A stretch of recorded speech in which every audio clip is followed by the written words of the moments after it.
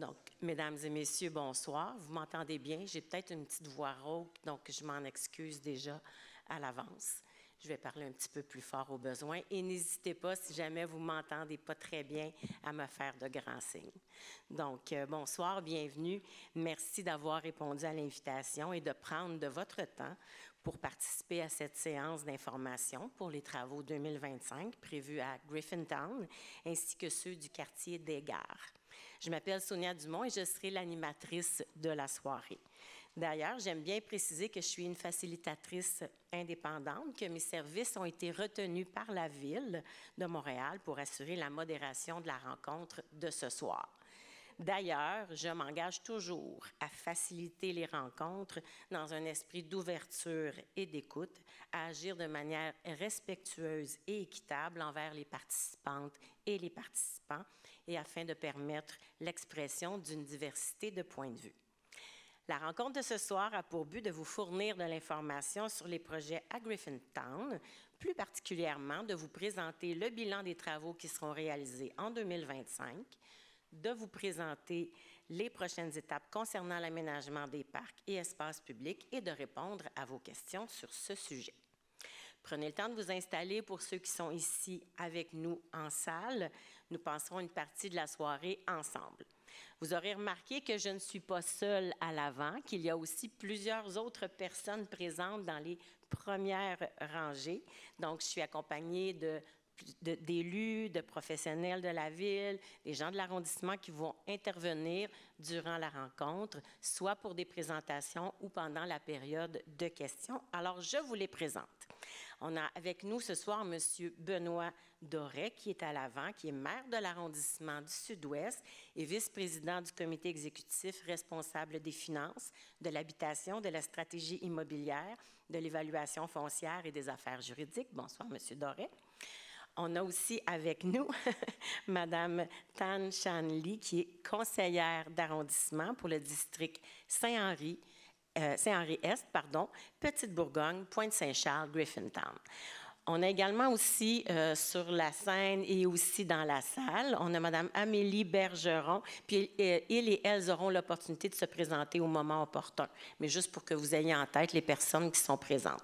Donc, Mme Amélie Bergeron, qui est chargée de projet au service de l'urbanisme et de la mobilité. On a également M. Mathieu Beauregard, qui est chargé de projet en génie civil au service des grands parcs. C'est ça que vous m'aviez dit pour diminuer un peu le titre. Donc, ensuite, on a M. Guillaume Bélanger, qui est chargé de projet au service des infrastructures et du réseau routier. Également, M. Hugo Bertrand, qui est ingénieur, au service de l'urbanisme et de la mobilité également. On a Mme Annie Boutin avec le veston rouge, qui est ingénieure principale au service des infrastructures et du réseau routier. On a M. Florian Peigné, qui est chef de division au grand projet. Ensuite, quelque part à l'organisation, aux communications, on a deux chargés de communication, Mme Marianne Bourque et M. Mathieu Furino, que vous avez vu pour ceux qui sont dans la salle au moment de votre inscription. On a également Mme Marion Demers, qui est chef de division des projets urbains au service de l'urbanisme et de la mobilité. Mme Catherine Tcherneva, qui est chef de division circulation, occupation du domaine public pour l'arrondissement du Sud-Ouest. On a M. Christian Bissonnette qui vient de se joindre à nous, qui est aussi directeur à la direction des travaux publics à l'arrondissement également. M. Martin Paré, juste à côté, qui est chef de division à la direction de l'aménagement urbain et du patrimoine, aussi pour l'arrondissement. Et voilà, ce sont les personnes qui seront invitées au moment opportun là, à soit répondre ou à faire des présentations. Maintenant, le programme officiel que vous avez là, à l'écran, la rencontre va se dérouler de la façon suivante. Donc, tout de suite après mon petit mot d'introduction, nous aurons l'allocution de M. Benoît Doré et par la suite, une présentation par les professionnels de la Ville sur les projets à Griffintown et ceux du quartier des Gares. Ils vont se succéder, ils et elles vont se succéder et nous prévoyons une bonne période de questions-réponses avant de terminer la soirée avec le mot de conclusion de Mme Tan Chan Lee, qui est conseillère d'arrondissement du Sud-Ouest. Donc, on prévoit une rencontre qui se terminerait vers 20 heures. Pour les personnes présentes en salle, vous savez, vous avez peut-être remarqué à votre entrée qu'il y a des kiosques à l'extérieur. Donc, à la fin de la séance, quand la période de questions-réponses sera terminée, vous pourrez, si vous le souhaitez, poursuivre les échanges en allant aux différents kiosques à l'extérieur. Quelques consignes, puis après ça, je vous promets que j'arrête de parler. Donc, avant d'entrer dans le vif de la présentation, voici les principes de base pour le bon déroulement de la séance d'information. Donc, sachez que la présentation sera livrée en français. Si une question est posée en anglais, elle sera répondue en français. Tonight's presentation will be conducted in French, not in English, but you are welcome to ask your question in English if you wish so. La séance de ce soir est enregistrée et elle sera disponible sur le site montréal.ca d'ici quelques jours. Tout à l'heure, je vous ai mentionné qu'on a des gens aussi qui sont en web diffusion en ce moment. Donc, c'est une séance qui est offerte en format hybride. Donc, pour les participants qui sont en ligne, je m'adresse à vous plus particulièrement. Donc, je vous informe, et vous avez sûrement déjà remarqué que par défaut, vos micros seront éteints durant la séance. Et tel qu'annoncé, vous ne pourrez pas intervenir durant la séance même. Bien évidemment, vous avez eu l'opportunité, les possibilités déjà de poser vos questions au moment de votre inscription et sachez que nous avons la liste avec nous ce soir. Donc, comme je le disais, période de questions-réponses à la fin de la présentation. Et à ce moment-là, pour les personnes qui sont présentes dans la salle, vous aurez remarqué qu'on a un micro qui est à votre gauche. Et quand ce sera le moment de la période, je vous inviterai à vous diriger vers le micro, peut-être aussi à faire un peu la file, à tour de rôle, pour que vous puissiez poser votre ou vos questions. Bien évidemment, je vais alterner aussi entre les questions qui ont été posées au moment de votre inscription et celles en salle ce soir. Gardez en tête que la rencontre vise vraiment à vous présenter les projets Griffintown et Quartier des Gares. Et de ce fait, seules les questions qui sont en lien avec ces projets et qui s'adressent à l'équipe projet seront répondues ce soir. Là, je sais que je vous ai dit beaucoup d'informations. Mais ce qu'on a besoin de savoir pour l'instant, c'est que moi, je vais immédiatement céder la parole à M. Doré pour son allocution.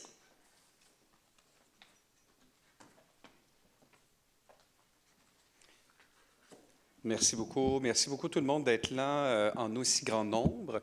D'habitude, on sait qu'on est très populaire aussi en ligne. Mais ce soir, on voit beaucoup de gens qui ont décidé de se déplacer, beaucoup de gens qu'on voit dans les différentes réunions. On en fait 2 annuellement, mais beaucoup de nouvelles personnes également ce soir. Alors, c'est vraiment intéressant de débuter à se connaître, trouver de l'information, parce que ça bouge beaucoup dans Griffintown. Ça bouge beaucoup d'un point de vue populationnel aussi. D'ailleurs, c'est un des défis. Alors déjà, de développer Griffintown, c'est de rebâtir la ville sur la ville. C'est rempli de défis. Hein. On ne part pas d'une table rase. On n'arrive pas dans un secteur de la ville où on se dit la ville a toute la maîtrise foncière, puis on arrange tout ça avec des étapes extrêmement logiques où après ça, la population va arriver. C'est qu'en fait, on est en train de bâtir un quartier moderne, un quartier résilient, un quartier qu'on veut solidaire, un quartier qu'on veut accueillant, mais on le fait en même temps qu'on fait pas mal de rénovation urbaine, qu'on a des nouveaux projets immobiliers aussi. Alors, c'est quand même un bon défi et avec quand même une population qui bouge dans Griffintown. Alors, ça bouge plus que dans les autres quartiers. Alors, le défi de la communication est assez important. C'est pour ça qu'on a des moments privilégiés, c'est pour ça qu'on a les différents outils qui vous sont présentés, moments comme aujourd'hui, et surtout d'entrer en communication sur différents forums. Alors, merci à vous tous d'être là. Saluer donc la présence de mes collègues du conseil d'arrondissement, Tan Chan, donc conseillère d'arrondissement, qui est une de vos voisines. Elle habite Griffintown depuis fort longtemps. Alors, elle l'a vu, elle aussi, se transformer, ce secteur-là. Craig, merci beaucoup. Puis la présence de notre nouveau directeur d'arrondissement. Il était par intérim pendant un certain temps et on l'a nommé en poste. Alors, merci beaucoup, M. Glorieux, d'être là en support à l'ensemble des gens là, qui sont nos spécialistes à l'avant et dans la salle. Je le disais tout à l'heure, c'est assez un défi d'aller de l'avant avec Griffintown, mais on va le faire ensemble. Puis je pense qu'on est sur le bon chemin. Il y a beaucoup de travaux. Il y a beaucoup de travaux de la Ville, beaucoup de travaux de nos différents partenaires. Ça veut dire la Commission des services électriques, ça veut dire Énergie, ça veut dire Hydro-Québec. Il y a vraiment différents travaux, en plus d'avoir des incidences des grands autres donneurs d'ouvrages. Alors, ça bouge beaucoup. Puis en plus, il y a beaucoup de travaux aussi de privé. Parce que les gens veulent venir s'établir dans Griffintown, parce qu'on a un plan pour qu'ils viennent s'établir des milliers de personnes. Alors, il y en a beaucoup de travaux. Si on prend ceux de la Ville, il y a des travaux, des nouveaux travaux qui ont débuté. Alors, on va vous instruire là-dessus. Il y a certains qui se poursuivent parce qu'il y a des travaux qui se font en une seule saison, mais il y en a d'autres où ça s'étend sur plus qu'une année. Alors, si on regarde là, il y a une douzaine de tronçons cette année qui vont être en travaux. Alors, c'est un défi de les coordonner, en plus de coordonner les différents autres travaux dans l'arrondissement, puis dans l'arrondissement voisin qui est Ville-Marie. Alors là aussi, une dynamique de centre-ville.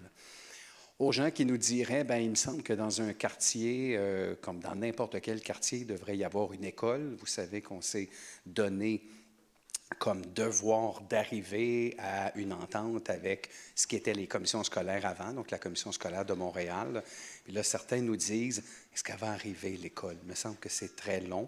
Puis il me semble que ce n'est pas une bonne idée, en fait, ce n'est pas une bonne idée, puis ce n'est pas une bonne nouvelle que plusieurs projets d'écoles de modernisation ou de nouvelles constructions sont stoppés par notre gouvernement en ce moment pour des raisons financières.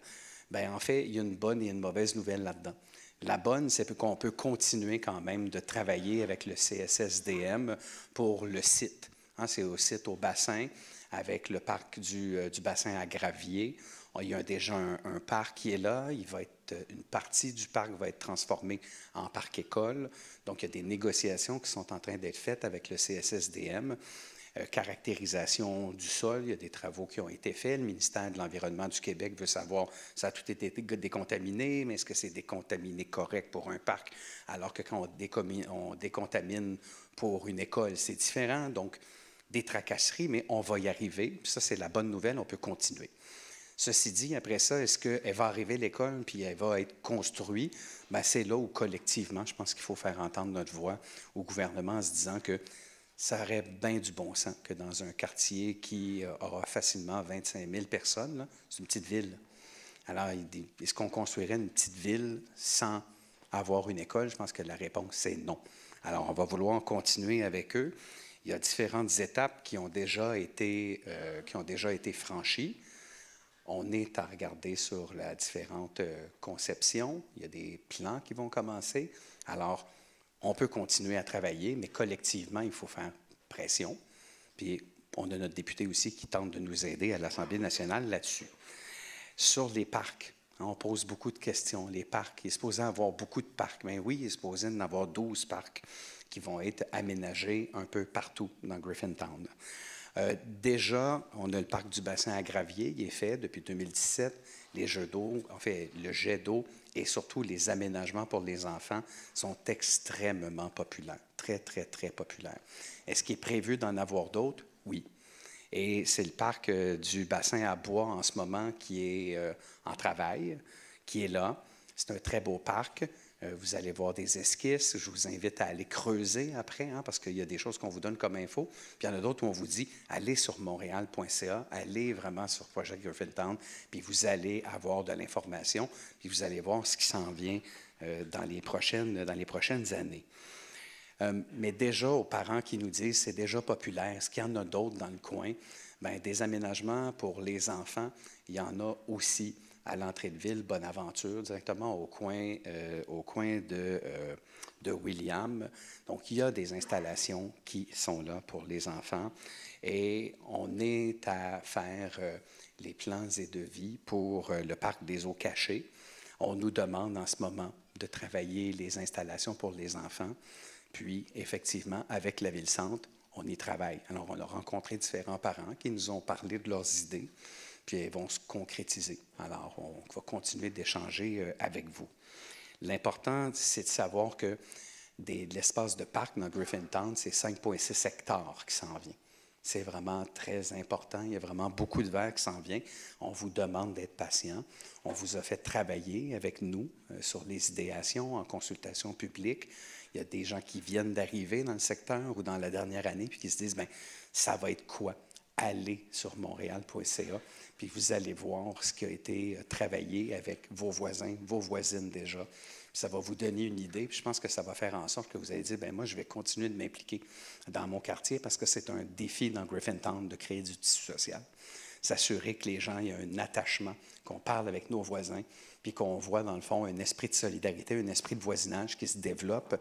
Mais ça, on aura beau faire ça beau, on aura beau mettre des centaines de millions de dollars, ça appartient à l'être humain, à chaque personne, à vous impliquer, puis c'est à ça qu'on vous convie, à faire en sorte qu'ensemble, on fasse un bon bout de chemin pour le développement de Griffintown. Alors, puis je termine en vous disant qu'à l'arrondissement, on est en train de développer différents outils. Souvent, on nous dit, c'est difficile, là, toujours des gens stationnés un peu n'importe où, stationnés dans les pistes cyclables. Bien, c'est dangereux pour tout le monde. C'est dangereux pour les automobilistes qui veulent louvoyer. C'est difficile pour les camions qui ont à aller livrer. C'est difficile pour les piétons. C'est difficile aussi, c'est dangereux pour les cyclistes. Alors, on est en train de développer un outil pour ça. Même chose pour la propreté. Ce qu'on voit dans les différents sondages de la Ville, c'est que souvent, les gens ne savent pas les jours de collecte. Alors, c'est sûr que si on est dans un grand édifice, bien, le jour de la collecte, c'est tous les jours, hein, on y va. Ceci dit, bien, la gestion des bacs par le syndicat de copropriété, bien ça, par exemple, c'est important de s'arrimer avec la Ville. Fait qu'on développe aussi un outil, en plus de nos équipes, en plus d'École bleue, en plus de différentes autres initiatives citoyennes. Fait que mon message ce soir, c'est ça avance. Travaillons ensemble à faire en sorte que ce quartier-là, qui sur papier a l'air incroyable, bien, dans la vie, ce soit tout aussi incroyable. Puis là-dessus, bien, on a besoin de chacun et de chacune d'entre vous. Merci beaucoup, puis je vous souhaite une bonne soirée en notre compagnie. Merci.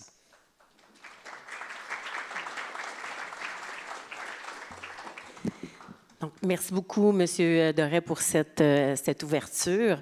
Alors, on va passer maintenant à la partie présentation. Là, je vous dis tout de suite, si vous avez des questions, gardez-les, notez-les, parce que ça sera possible de les poser, des demandes de précision à la période de questions-réponses. Alors, immédiatement, je vais inviter Annie Boutin, qui est ingénieure principale au service de l'urbanisme, pour débuter la présentation.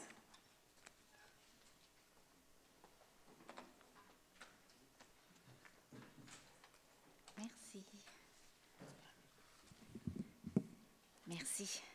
Bonsoir. Annie Boutin, ingénieure au service du réseau routier de la Ville de Montréal. Je viens vous parler des projets de rue, des travaux de rue qui se font dans Griffintown cette année. Je vais vous présenter la carte. Sur la carte qui est affichée, on voit les rues où la Ville va réaliser des travaux dans les prochains mois. Donc, on voit en jaune les tronçons qui seront, où se feront des travaux de surface. On peut commencer au centre, là, la rue de la Montagne au centre, la rue d'Alousie à droite de la carte, où une nouvelle couche d'asphalte sera posée durant l'été. C'est le même type d'intervention qui a été fait sur la rue Wellington l'été dernier. Donc, ça, c'est les interventions qui vont être faites là. Comme intervention de surface aussi, en jaune, il y aura une nouvelle traverse piétonne sécurisée à l'intersection des rues Wellington et Anne. On le voit en bas à droite de la carte. Ce seront des travaux de marquage, de peinture au sol et d'installation de panneaux de signalisation à cet endroit-là. Les 3 projets de réaménagement de rues qui débutent cette année sont montrés en rouge sur la carte.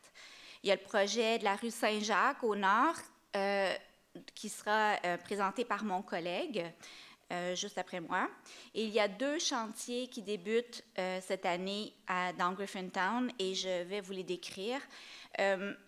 Évidemment, il pourrait y avoir d'autres interventions, des interventions ponctuelles de courte durée, des travaux par des tiers, par des projets domiciliaires qui ne sont pas illustrés sur la carte. Ce soir, nous vous présentons les projets d'aménagement de rue. Donc, d'abord, la rue Murray. la rue Murray, où les travaux sont commencés depuis 2 semaines déjà. La carte affichée montre les 3 tronçons qui seront réaménagés entre les rues William et Smith. La première phase des travaux est montrée en bleu. Les 2 tronçons au nord de la rue Wellington seront fermés, grosso modo, à la circulation pendant tout l'été, avec accès aux riverains seulement. Ça, c'est la première phase. La phase 2, illustrée en vert, c'est la zone au sud de Wellington. Ce tronçon sera en chantier à l'automne, jusqu'en novembre ou décembre de cette année. Là aussi, la circulation sera limitée pendant les travaux. Donc, le détail des entraves et les mesures qui seront mises en place pour assurer l'accès des riverains sera communiqué au fur et à mesure du chantier. Il y a différents moyens de communication que la Ville utilise. Ils vous seront détaillés à la fin de la présentation ce soir, les différents moyens pour communiquer et pour recevoir l'information sur les chantiers. Donc, si je vais plus en détail sur les travaux qui seront réalisés sur la rue Murray, il y a la mise à niveau des réseaux techniques urbains en vue de l'enfouissement des réseaux aériens d'électricité et télécom. Il y a la mise à niveau aussi des infrastructures gazières, la reconstruction des trottoirs, de la chaussée.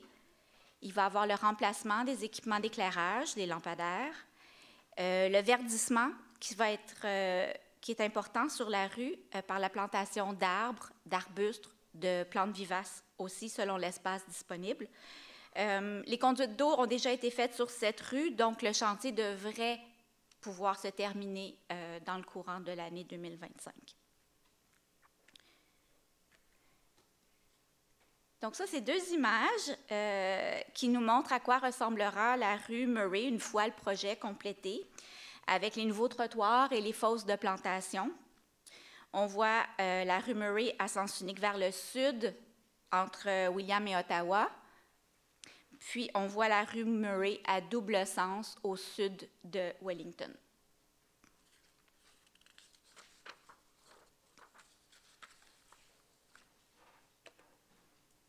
Le deuxième projet de rue en chantier cette année, c'est celui des rues Barré, Lusignan, Versailles et de l'Aqueduc.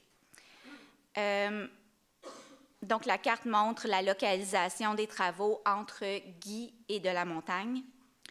Le contrat de construction n'est pas encore accordé, mais nous avons confiance que les travaux pourront débuter cet été en juillet ou en août. Un avis de travaux sera diffusé pour annoncer la date du début des travaux, qui devrait commencer, on prédit déjà que les travaux vont commencer à l'intersection de la rue de la Montagne.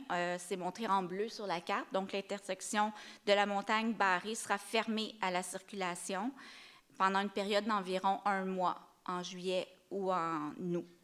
Les chemins de détour seront mis en place, évidemment. La suite des travaux sur les rues soulignées en vert s'étendra pour une durée de plus de 1 an, soit jusqu'en décembre 2026, sans interruption hivernale parce qu'il y a des activités qu'on peut continuer à faire durant la période hivernale. Donc, il va y avoir des travaux sans arrêt jusqu'à la fin 2026 pour réaliser toutes les interventions. Le détail des entraves, encore une fois, et les mesures qui seront mises en place pour l'accès aux riverains. Il y a une garderie, il y a plusieurs citoyens qui ont déjà été rencontrés pour connaître les besoins opérationnels du secteur.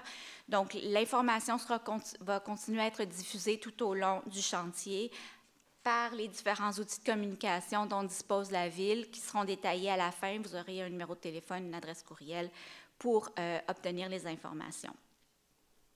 Donc, les premiers ouvrages qui vont être réalisés cette année, en 2025, sur ce projet des rues Barré, Lusignan, Versailles et l'Aqueduc, ça va être des travaux, justement, d'égouts et d'aqueducs, et aussi des infrastructures souterraines électriques en vue de l'enfouissement des réseaux câblés, des réseaux aériens. Donc ça sera la première année, 2025. Puis en 2026, il y aura la construction des trottoirs, de la chaussée, puis les plantations. Voici une vue du projet tel qu'il devrait ressembler à la fin. On voit la rue Barré. et la rue de l'Aqueduc avec les fosses de plantation. Les voies de circulation et les sens de circulation vont rester comme on a actuellement. Ça fait le tour des projets. Je passe la parole à mon collègue Guillaume Bélanger. Bonjour tout le monde. Oh.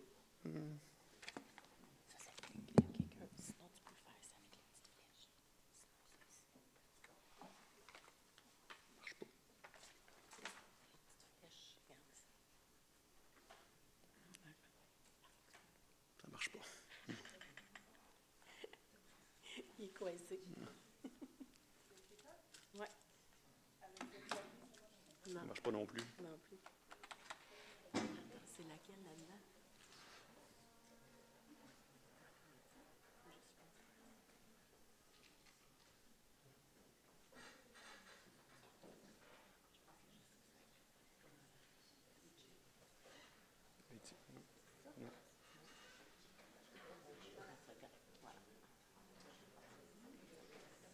Oups. Bon. Là, ça devrait fonctionner, c'est ça. Parfait. Bonjour tout le monde. Guillaume Bélanger, je vais être l'ingénieur en charge de la réalisation des travaux à venir pour la rue Saint-Jacques dans le quartier des Gares. Comme la carte a été présentée là, par ma collègue Annie précédemment, là, vous avez remarqué que la rue Saint-Jacques est située à l'extérieur de Griffintown. On a jugé bon là, de venir vous la présenter, sachant là, que c'est une artère principale qui va être située entre Griffintown et le centre-ville. Les travaux de la rue Saint-Jacques auront lieu entre Lucien Lallier et Robert Bourassa. Les travaux vont se dérouler par tronçon et nécessiteront la fermeture complète là, entre l'été 2025 et la fin 2027. En fonction des phasages du travaux, il y aura des fermetures d'intersections et de bretelles d'autoroute menant à Saint-Jacques à prévoir. Les fermetures seront annoncées au fur et à mesure de l'avancement du projet pour limiter au maximum les impacts. Toutefois, nous pouvons vous confirmer que nous allons débuter les travaux à l'intersection cathédrale pour remplacer 3 conduites d'aqueduc principales qui passent au-dessus du tunnel Ville-Marie. Lors de cette phase, l'accès au tunnel Ville-Marie par Cathédrale Sud sera fermé, mais l'accès par Cathédrale Nord demeurera effectif. Les travaux de la rue Saint-Jacques visent la reconstruction d'importantes infrastructures souterraines telles que les égouts, les aqueducs secondaires, aqueduc principal, la commission de services électriques, Énergir, Bell. Ça, les travaux que nous allons également faire sont des réaménagements complets de Saint-Jacques en ajoutant un nouveau rêve, un réseau express vélo unidirectionnel vers l'est du côté nord de Saint-Jacques. Du côté nord de la chaussée, excusez. Il est à noter qu'à terme, la circulation véhiculaire à sens unique vers l'est sera prolongée entre Peel et Robert Bourassa. Vous avez ici une projection, là, dans le fond, là, de la rue Saint-Jacques à terme, que la vue est de la montagne à l'intersection Saint-Jacques. Comme vous pouvez remarquer, dans le fond, on vient bonifier la rue, dans le fond, pour sécuriser le confort des usagers piétons, cyclistes, automobilistes, en toutes circonstances. Les trottoirs seront élargis, il y aura l'aménagement de nombreuses fosses d'arbres et de plantations. Nous allons profiter de l'ajout des fosses pour faire de la rétention d'eau de surface dans les saillies drainantes afin de réduire la sollicitation du réseau d'égouts lors de l'importante averse. Il y aura là aussi remplacement de l'éclairage de feux de circulation, l'ajout de stations de bixi électriques, ainsi que l'ajout de mobilier lors des travaux. Vous remarquerez que l'aménagement prévoit aussi de maintenir 2 voies de circulation et 1 voie de stationnement du côté nord. Pour terminer, si vous êtes intéressé par nos travaux à venir, je vous invite à venir participer à notre séance d'information spécifique qu'on va donner pour le quartier des Gares. Ça aura lieu le 18 juin prochain. Vous pouvez vous inscrire par Internet ou simplement balayer. Là, il y a un code QR qui va être disponible plus tard là, pour vous inscrire. Puis je cède maintenant la parole à mon collègue Mathieu Beauregard qui va vous présenter le parc du bassin à bois. Merci.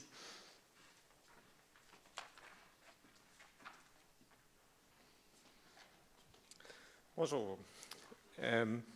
C'est le moment où on tombe dans le côté plus ludique, où on va parler des parcs. À chaque séance, je viens vous parler de l'avancement des travaux du parc du bassin à bois. Puis là, ça commence à être intéressant. Ça fait 1 an qu'on est en travaux. Le parc avance beaucoup. On commence à sortir du sol là, pour faire des aménagements en surface. Un petit rappel pour ceux qui ne savent pas exactement c'est où le parc du bassin à bois. C'est la zone qui est en vert foncé entre la rue William et le canal de la Chine, puis entre la rue Richemont et la rue Guy. C'est un ancien bassin là, dans le temps que le canal de la Chine était en exploitation industrielle. L'aménagement du parc, un petit rappel encore, là, ça fait 3 fois que j'en parle, fait que les gens doivent commencer à savoir.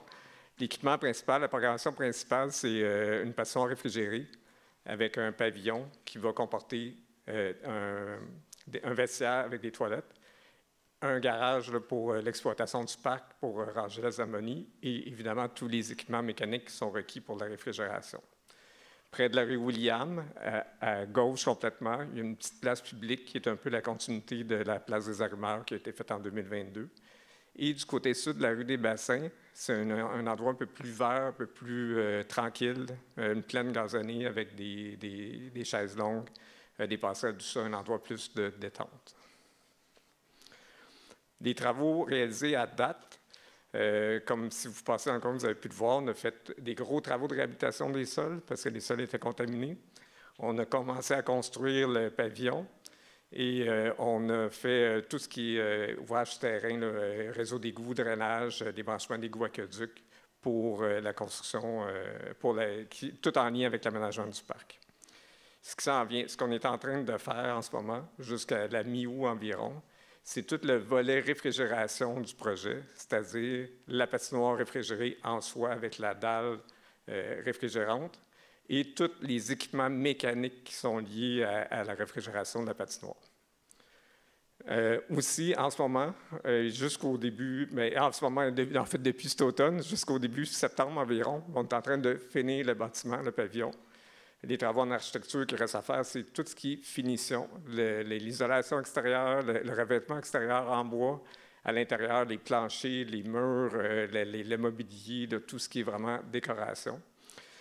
Au niveau mécanique, c'est la mécanique du bâtiment, la plomberie qui est en cours, et l'électricité aussi, les fils électriques, les panneaux, les appareils d'éclairage, le chauffage, tout ça, c'est en cours depuis quelques mois, puis ça va se poursuivre jusqu'au mois de septembre.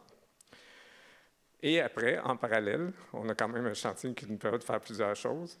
De maintenant jusqu'à début septembre environ, c'est l'aménagement des surfaces, les trottoirs, les passerelles en bois, les zones en pavé uni, tout ça qui sont en cours de réalisation. À la fin octobre environ, la décoration, si on veut, l'implantation du mobilier urbain, les chaises, l'éclairage, les poubelles, les fontaines à boire, tous ces équipements-là. Et finalement, à la toute fin, c'est les travaux de plantation des arbres, plantation des végétaux, le gazon qui est fait en dernier. Si tout se déroule bien comme prévu, comme on le veut, on prévoit faire une mise en service des systèmes en quelque part octobre-novembre pour pouvoir ouvrir la patinoire et le parc pour l'hiver 2026.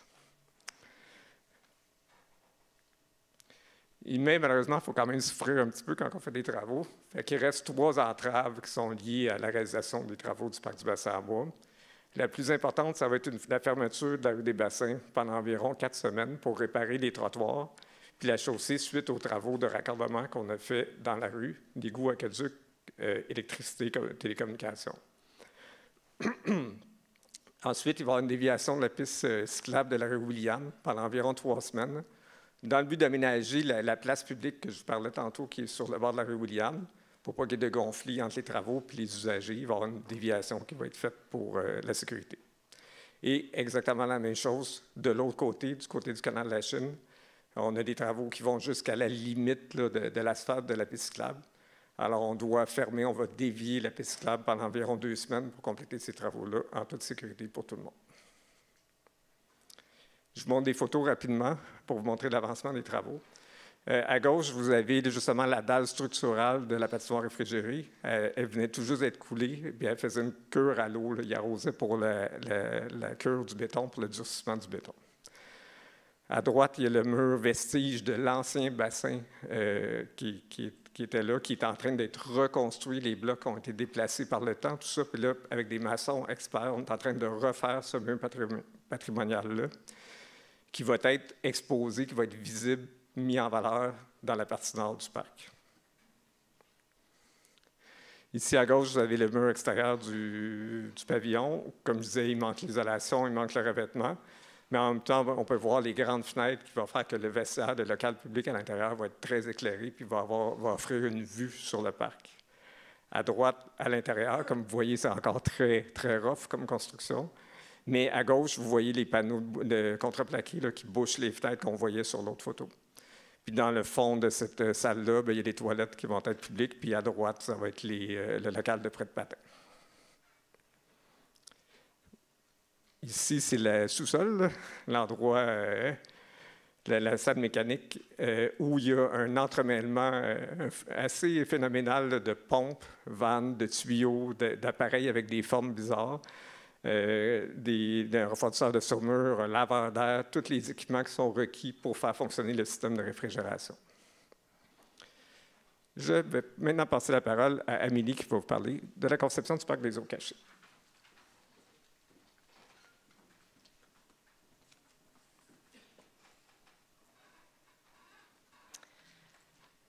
Bonsoir à toutes et à tous. Je suis très heureuse d'être ici ce soir pour vous présenter le concept du parc des eaux cachées. D'emblée, ce qui est important de dire, c'est que le concept s'inscrit dans la continuité de l'exercice de co-conception qui a été fait avec les citoyens en 2019, mais qui a été adapté pour intégrer les pratiques d'aménagement plus récentes qu'on fait à la Ville de Montréal, c'est-à-dire de privilégier la gestion écologique des eaux de pluie, d'augmenter le verdissement, d'intégrer les rues limitrophes pour vraiment faire un projet d'ensemble et de privilégier la sobriété des aménagements. Tout ça en s'inconfortable, dont je parlais plus tôt, avec l'enrochement qui est plus au sud, qui va être aussi intéressant à ce titre-là. Le dernier objectif du projet s'inscrit évidemment dans la vision du projet Griffintown, c'est d'apaiser la circulation véhiculaire aux abords des rues du parc. Donc, au même titre que le réaménagement de l'ensemble des rues dans le quartier, ce qui est visé, c'est d'élargir les trottoirs, de les verdir, et tout ça dans la perspective d'assurer la sécurité des déplacements actifs, particulièrement pour les plus vulnérables. Donc, dans le cadre de la rue du Séminaire, le verdissement va être très important. Puis aussi, on va utiliser des matériaux de revêtement de qualité qu'on peut dire supérieure, c'est-à-dire des pavés de béton, qui vont vraiment permettre de créer un effet de prolongement de l'espace public dans le parc, dans la rue, pardon. Aussi, pour contribuer à la sécurité, les seuils qui sont aménagés, les saillies, qui sont aménagés à l'intersection de la rue de la Montagne vont être maintenus. La rue Saint-Thomas, ici, donc, est maintenue à double sens, mais vraiment selon une largeur de chaussée qui est assez réduite. Donc, elle va être également bordée de larges fosses de plantation de part et d'autre. Puis, pour créer cet effet de seuil, de rétrécissement aussi d'entrée dans la rue, les traverses piétonnes vont faire l'objet de d'autres matériaux de revêtement pour vraiment créer cette transition-là. En ce qui concerne la rue Ottawa, donc, elle va également être réaménagée en surface. C'est un des axes de mobilité active et collective de Griffintown, au même titre que la rue William au nord. Donc, dans la continuité des aménagements de part et d'autre, on va avoir la piste cyclable à mi-hauteur, la largeur de chaussée réduite, les trottoirs verdis. Donc, éventuellement, cette rue-là va accueillir les circuits d'autobus. Donc, ici, vous avez la rue Saint-Thomas. En termes de calendrier, donc, comme je le mentionnais un peu plus tôt, on termine la conception du projet cette année. Les plans et devis se poursuivent jusqu'à mi-année l'année prochaine. Le début des travaux est prévu en 2026 pour une durée de 2 ans. Si vous avez des questions sur le parc, des commentaires, on va être disponible au kiosque après la séance d'information. Un mot important sur la priorisation des parcs dans l'aménagement du quartier. Donc, l'aménagement des parcs et des espaces publics est vraiment une priorité dans le cadre de la mise en œuvre du projet. Donc, on s'assure vraiment de respecter une cadence de réalisation qui est régulière. Le parc du bassin à bois va être complété à l'hiver 2025. Ça va vous offrir 10 000 m² supplémentaires d'espaces verts, d'espaces publics. Les prochains parcs ou espaces publics qui vont être aménagés vont être le parc des eaux cachées, comme je le mentionnais tout à l'heure. Il y aurait aussi également la placette du Square Galerie qui va être aménagée l'année prochaine.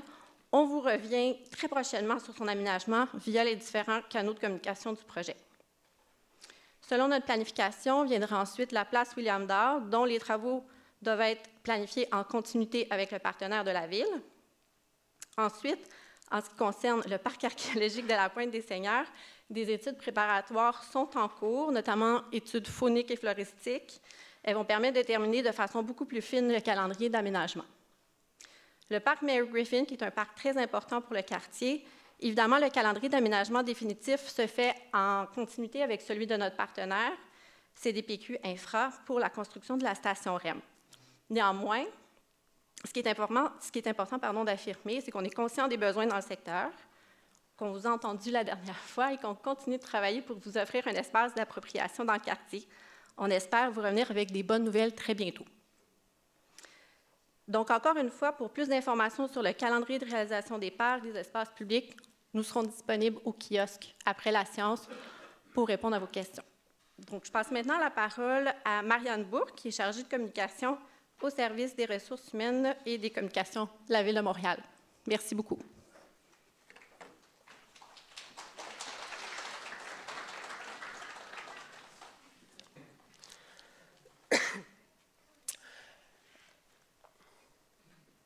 Alors, bonjour.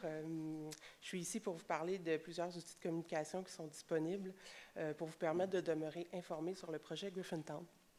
D'abord, il est possible de nous joindre par téléphone, 514-872-3777, du lundi au vendredi, de 8h30 à 20h30, la fin de semaine et les jours fériés, de 9h à 17h, et autrement, par le biais du 3-1, on demeure joignable. Il est aussi possible de nous écrire à l'adresse courriel griffintown@montréal.ca. Autrement, le projet Griffintown dispose aussi d'un groupe privé Facebook. Ce groupe nous permet d'effectuer des rappels, de publier la carte des entraves à chaque semaine, mais ça nous permet aussi d'interagir avec vous. Vous pouvez commenter, vous pouvez publier, poser des questions. On essaie d'y répondre le plus rapidement possible. Donc, on vous invite à joindre le groupe qui compte maintenant environ 3300 abonnés. Autrement, on a plusieurs outils pour vous informer des travaux. D'abord, je vous invite à consulter le site web montréal.ca. On a plusieurs pages sur le projet. La page principale, projet Griffintown, je vous invite à la regarder. Et ensuite, il y a différents liens, informations vers les autres pages sur des sujets plus spécifiques, les travaux, les communications, par exemple. On dépose aussi une vaste majorité de documents, comme la présentation de ce soir ou les lettres et les avis de travaux, donc vous pouvez toujours vous y référer. Justement, lorsqu'un nouveau chantier démarre, on fait distribuer en format papier dans le secteur une lettre en amont qui vous informe des grandes lignes du projet, donc la durée totale, les objectifs, les bénéfices recherchés et les impacts principaux, bien sûr. Et par la suite, on va vous tenir informé, donc à chaque quelques jours avant le début d'une nouvelle phase de travaux, on fait parvenir un avis de travaux. Ces avis-là, par contre, sont transmis de manière électronique par notre outil d'infolette. Donc, je vous invite à vous y abonner si ce n'est pas déjà fait. C'est assez simple. Vous allez sur montréal.ca, vous inscrivez dans la barre de recherche Griffintown s'informer et vous suivez les instructions. C'est assez rapide. Vous pouvez aussi toujours vous désabonner en tout temps.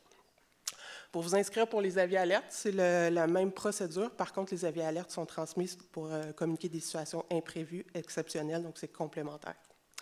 Finalement, sur montréal.ca, vous trouverez la page entraves et travaux qui vous donne accès à la carte des entraves pour Montréal et c'est répertorié par secteur, donc c'est un autre outil pertinent pour vous.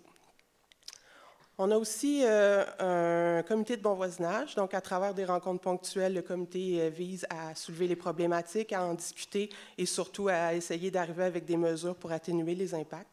Donc, si ça vous intéresse, la prochaine rencontre aura lieu le 29 mai. Pour y participer, vous nous écrivez à griffintown@montréal.ca. C'est aussi la même adresse pour joindre la jambe de liaison. Et finalement, un peu plus tôt, mes collègues en ont brièvement parlé du projet des quartiers des gares. Donc, c'est des coordonnées différentes. Pour poser vos questions ou avoir des informations sur le projet, vous pouvez écrire par courriel à info-travaux@montréal.ca ou par téléphone 514-872-3777. C'est le même numéro de téléphone donné plus tôt. On l'a mentionné aussi, il y aura une séance d'information dédiée le 18 juin. Donc, vous avez l'information, vous avez le code QR que vous pouvez balayer, mais tout ça sera aussi au kiosque là, en sortant, donc n'hésitez pas à aller chercher l'information. Il y a aussi un comité de bon voisinage qui va être organisé et une agente de liaison qui sera attitrée au projet, mais ce sera annoncé prochainement. Alors, voilà, merci.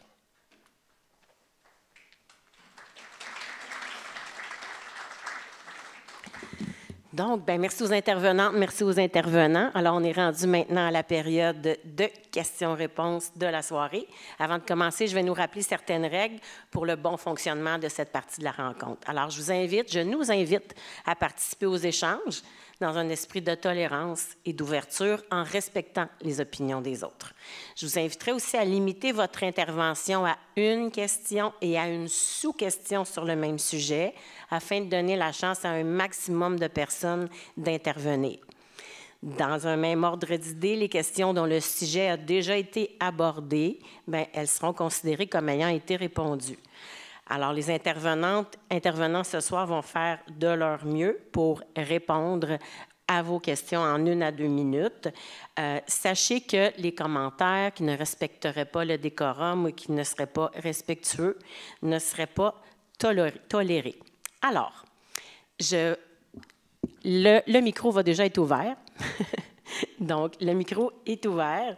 Je vous inviterai, participants dans la salle qui souhaitent poser vos questions, à venir vous installer devant le micro. À ce moment-là, quand ça sera le moment, je vais vous donner la parole. Vous pourrez poser directement votre question en vous nommant d'abord. Puis je vous inviterai à garder vos commentaires et préambules les plus succincts possibles parce que vous êtes nombreux. Puis j'ai toute une série de questions aussi qui ont été posées à l'avance et je vais alterner entre les questions posées que certains d'entre vous avez posées, aussi des gens qui sont en web diffusion. Alors, si jamais une question n'avait pas de réponse ce soir, c'est possible, OK? Elle serait notée, puis elle serait ensuite transmise par courriel aux participantes et participants. Donc, assez avec les consignes. Donc là, je vous vois que vous êtes déjà bien installés devant. Si jamais il y a des gens qui peuvent difficilement se déplacer, c'est possible si vous avez des enjeux de mobilité, juste me faire signe, moi, je pourrais aller avec le micro dans la salle au besoin. D'accord? Alors, à vous la parole, monsieur. Je vous invite à vous nommer. On va vous l'ouvrir. Attendez un petit peu. Il y a quelqu'un qui arrive à votre rescousse.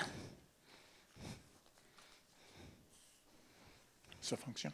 Oui, OK. Merci. J'ai une seule question. Quand est-ce que nous avons notre station de REM? Oui, bien, question sur le REM, sur la station du REM. Puis je sais que vous avez été quelques-uns aussi à la poser au moment de votre inscription. Alors, c'est Mme peut-être Mme Bergeron? Monsieur a quitté. Ah, bonsoir. Je voulais m'adresser à vous tous également qui probablement se posaient la même question. Évidemment, le projet du REM relève de d'autres paliers gouvernementaux supérieurs à ceux de la Ville. Je peux vous assurer quand même qu'on est en communication constante avec le partenaire, mais pour ce qui est du calendrier, il faut vraiment se référer à CDPQ pour avoir le calendrier. Il y a une adresse qui existe, c'est info@commercialrem.info. Donc, je ne peux malheureusement pas vous donner de calendrier pour ce projet-là qui ne relève pas des compétences de la Ville. Merci pour la question. À vous, monsieur. Votre nom? Bonsoir. Alejandro Moran. Ma question, c'est... j'habite au coin de Saint-Jacques-de-la-Montagne, dans la coopérative qui est là, la nouvelle. Et je ne savais pas si je pouvais poser la question parce que ce n'est pas Griffintown, mais quand même, je suis venu. Et j'ai vu qu'ils ont nommé, monsieur a nommé un peu les travaux qu'ils vont faire dans cette section. Nous avons présentement un problème. Et je voulais savoir si ça va être résolu pendant qu'on fait les travaux. Il y a la sortie de l'autoroute qui passe juste à côté, en bas de la coopérative. Et c'est un bruit insupportable. C'est moins dur en hiver parce qu'on ferme les fenêtres. Mais en été, avec les motocyclettes, les voitures de course et tout ça, c'est insupportable. Donc, ma question est, si dans ces projets, vous considérez que vous allez faire quelque chose pour réduire au maximum le bruit de cette sortie. Guillaume, oui, peut-être juste vous nommer aussi au moment de la réponse. Oui, bonjour. Allô, ça marche, oui. Guillaume, oui, dans le fond, au niveau des travaux de la rue Saint-Jacques, il n'y a pas de réaménagement là, au niveau de la sortie de la bretelle en tant que telle de la montagne là, de prévu dans le projet de la rue Saint-Jacques.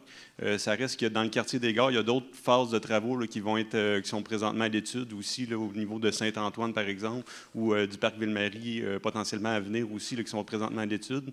Fait qu'on le regardera dans peut-être dans ce contexte-là au niveau du parc Ville-Marie, mais dans le contexte actuel de la rue Saint-Jacques, il n'y a pas de réaménagement ou de proposition de réaménagement au niveau de l'intersection là, de Saint-Jacques et la sortie de l'autoroute.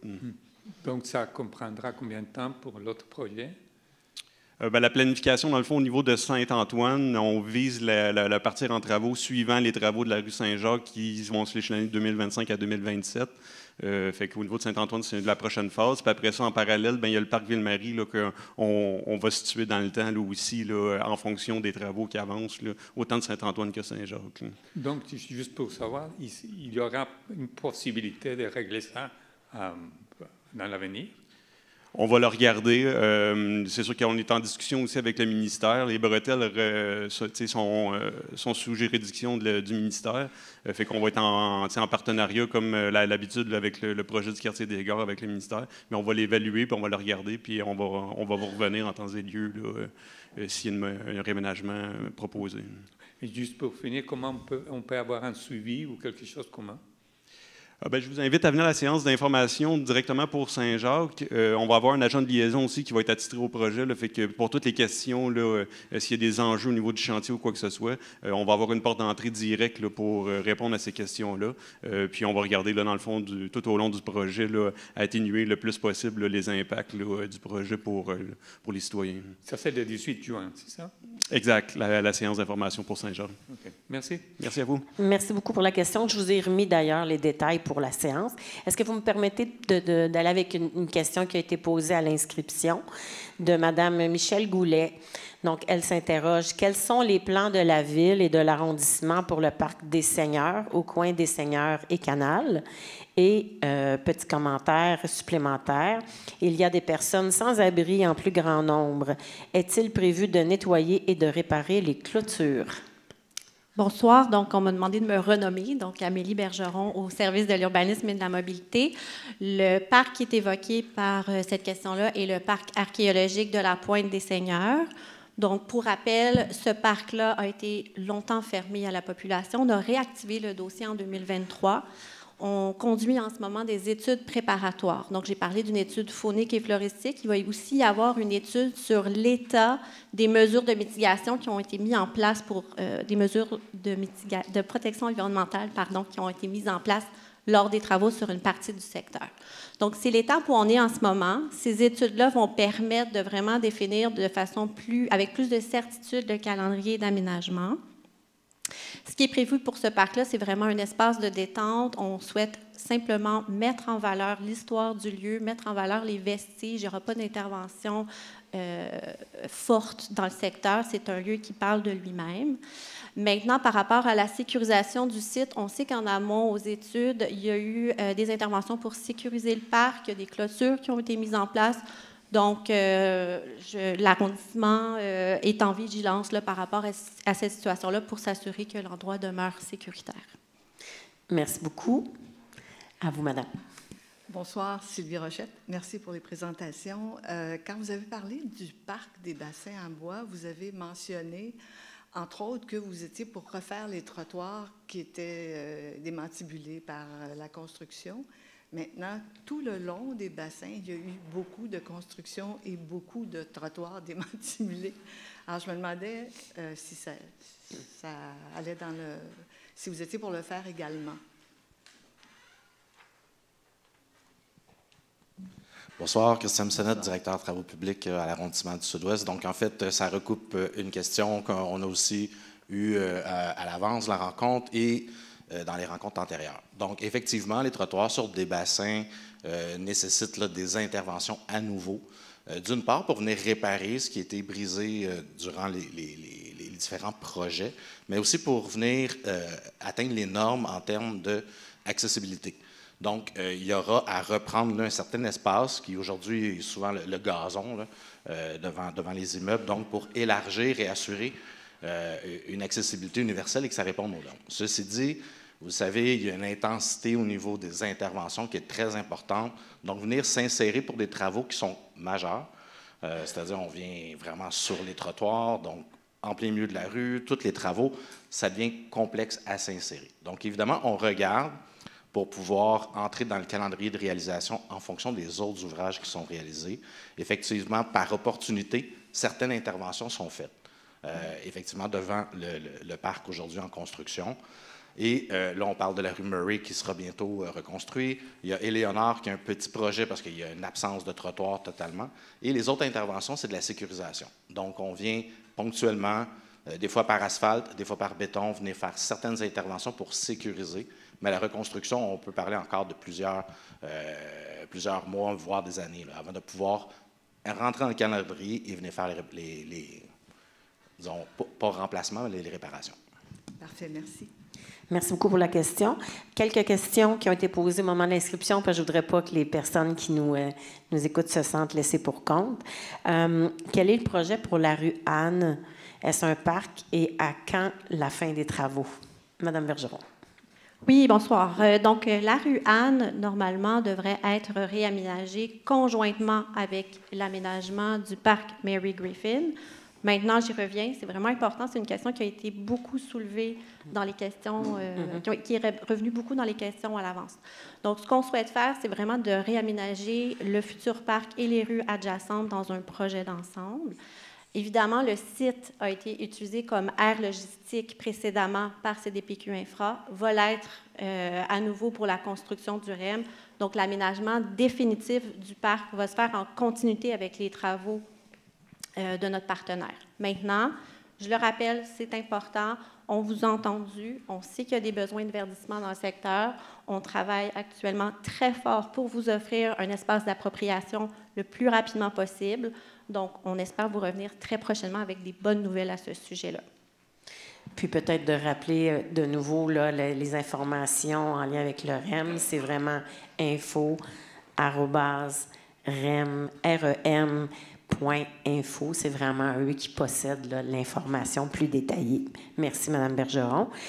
Je vous garde 2 petits instants parce que il y a une question qui revient aussi, qui a été posée par Mehdi Elouz. Parc des Eaux Cachées, Parc William Dore, Parc Mary Griffin, il y a beaucoup de beaux projets qui mettent un temps fou à se réaliser.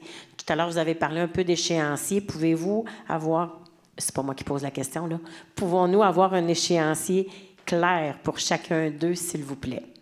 Juste rappeler ce que vous nous avez déjà dit. Certainement. Donc, pour ce qui est du Parc des Eaux Cachées, le début des travaux est planifié en 2026. Il devrait avoir une durée de 2 ans. En ce qui concerne la place William Dore, les travaux d'aménagement vont se faire en continuité avec ceux de notre partenaire qui va venir construire le centre culturel. Actuellement, selon la planification que nous avons dans le projet, les travaux d'aménagement devraient démarrer en 2027, également pour une durée de 2 ans.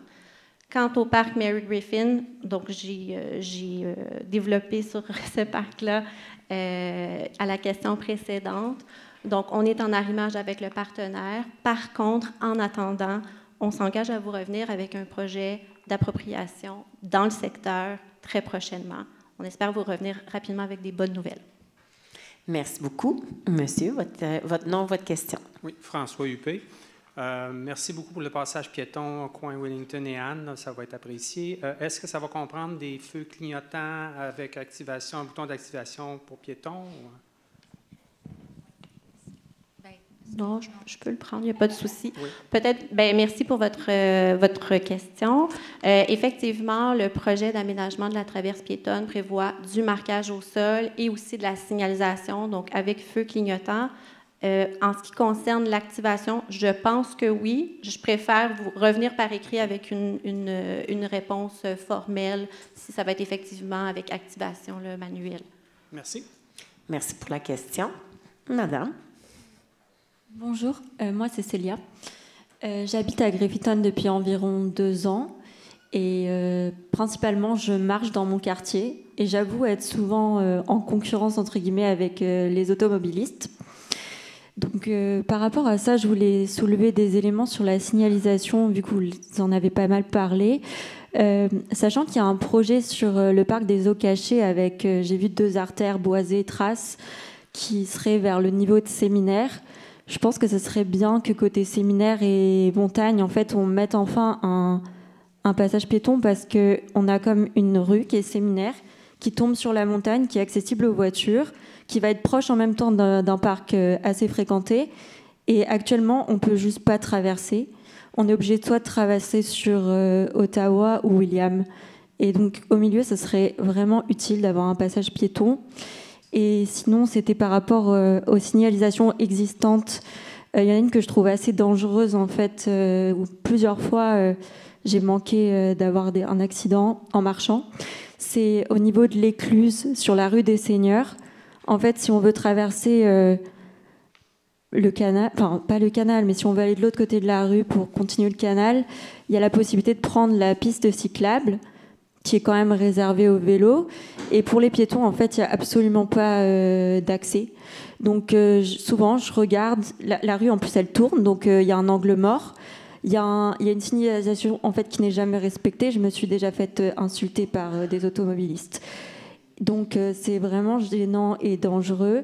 Et l'autre signalisation, c'était sur Riou et à côté du parc des Bassins.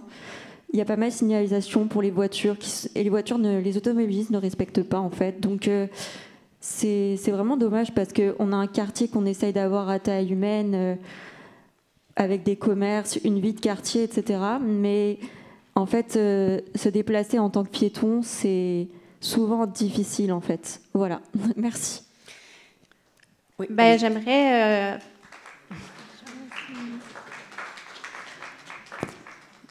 Donc, Célia, merci pour cette rétroaction-là. On prend acte de vos commentaires. Vous avez parlé de 3 intersections. Oui. La première du séminaire de la montagne.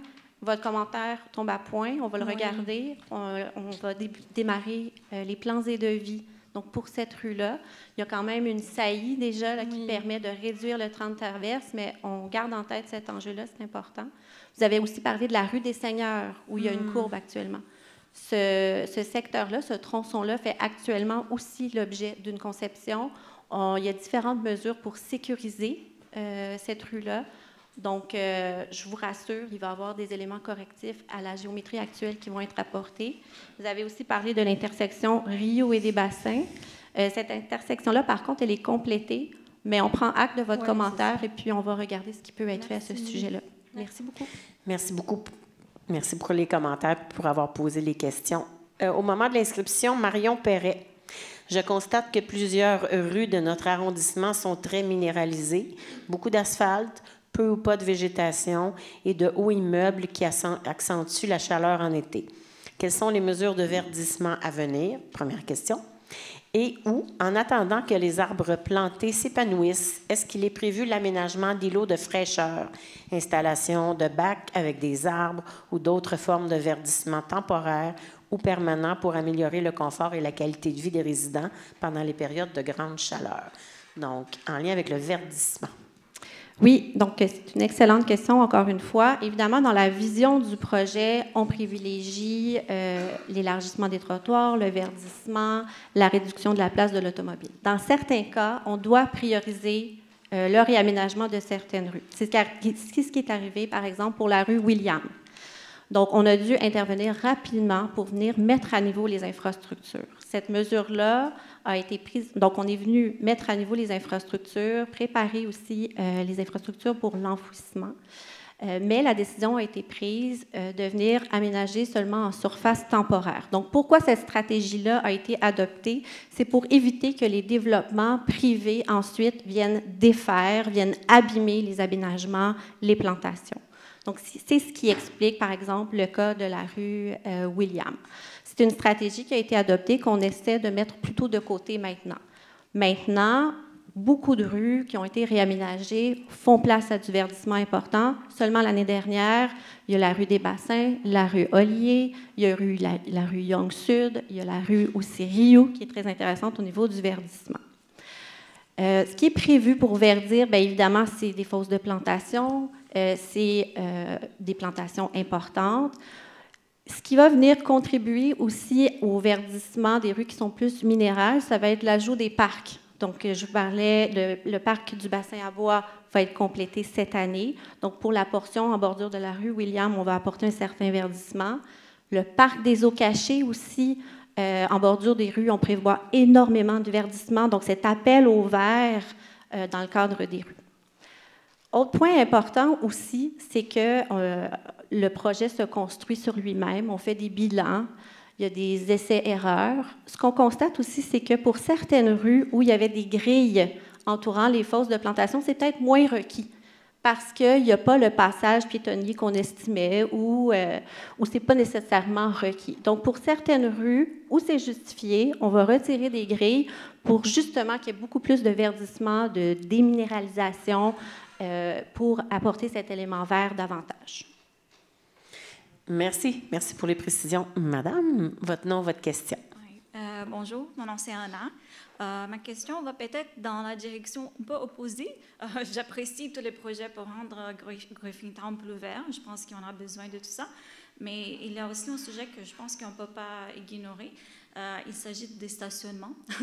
Et je pense aussi que si on peut régler un peu le problème de stationnement, ça peut aussi améliorer les problèmes de circulation des voitures parce que les gens circulent beaucoup en recherchant une place pour y stationner. Et ça peut vraiment rendre les problèmes pires. Et je parle des stationnements, pas pour les résidents, mais pour les gens qui viennent visiter les quartiers. Parce que j'ai l'impression qu'à chaque fois, on a plus en plus les stationnements avec qui demandent un permis. Et si je veux inviter un ami, par exemple, pour venir souper avec moi, la personne va payer $20 pour les souper. Parce que j'ai l'impression que tous les stationnements maintenant sont pour les résidents. C'est ça. Bonjour, je suis Martin Paré, urbaniste à la division d'urbanisme à l'arrondissement du Sud-Ouest. Merci pour votre question, Anna. On sait que c'est une préoccupation pour les résidents. Comme Amélie expliquait, on est dans un contexte où on souhaite augmenter la part du piéton, des cyclistes, le verdissement. L'espace est très limité. Dès l'adoption du programme particulier d'urbanisme, il y a plusieurs années, il y a maintenant plus de 10 ans, c'était déjà planifié que pour augmenter le verdissement, augmenter la part des déplacements actifs et collectifs, il y allait avoir du retrait d'espace de stationnement sur rue. D'un côté, il y a des résidents qui habitent le secteur et c'est pour ça qu'on installe ce qu'on appelle des vignettes, des S3R, ce qui limite nécessairement la possibilité pour les visiteurs. D'un autre côté, il y a des parcomètres qui sont ajoutés. Tout ça est relativement complexe, mais là où je veux en venir, c'est que, au-delà du programme particulier d'urbanisme, tous les documents de planification de la ville, présentement, on travaille conjointement à favoriser la lutte au changement climatique et la transition écologique, merci. Donc, d'ailleurs, il y a le plan d'urbanisme immobilier qui s'en vient. Bref, toute l'administration va vraiment dans le sens de retirer des espaces de cases de stationnement. Pour les visiteurs, je peux vous suggérer, il y a des stationnements privés, comme par exemple ici à l'ETS, qui sont payants. C'est certain que les parcomètres et les stationnements payants privés sont à privilégier pour les visiteurs pour faciliter. C'est certain que ça implique de marcher un peu, mais on ne peut pas tout faire sur les rues, à la fois verdir, mettre des cases de stationnement pour les visiteurs et pour les résidents. Tout ça est complexe. Il y a des stationnements privés, comme je vous dis, à l'ETS ici, et aussi dans les nouvelles normes pour les projets immobiliers. On exige maintenant à l'arrondissement qu'il y ait 15 % qui soient des espaces mutualisés. On pense pour le covoiturage, par exemple. Voilà. Donc, c'est la réponse qu'on a pour vous. On est conscient que c'est du dérangement, mais c'est la position de la ville. Merci beaucoup. Je vais aller avec... il y a plusieurs préoccupations en lien avec le REM, les installations, puis peut-être aussi la possibilité d'une appropriation d'un espace citoyen, ne serait-ce que temporaire. Il y a M. Lavoie qui se demandait justement, la station de police, rue William, est fermée en ce moment. Quelles sont les perspectives pour cette station? Démolition pour un autre projet? Si oui, quel type de projet pourrait voir le jour? Il y a également M. Bouchard qui se demande, étant donné que ça va prendre un certain temps, la construction, est-ce que c'est possible d'avoir un aménagement temporaire? Donc, en lien avec vraiment l'appropriation de l'espace citoyen, ne serait-ce que temporaire, il y a plusieurs personnes qui se questionnent sur le sujet.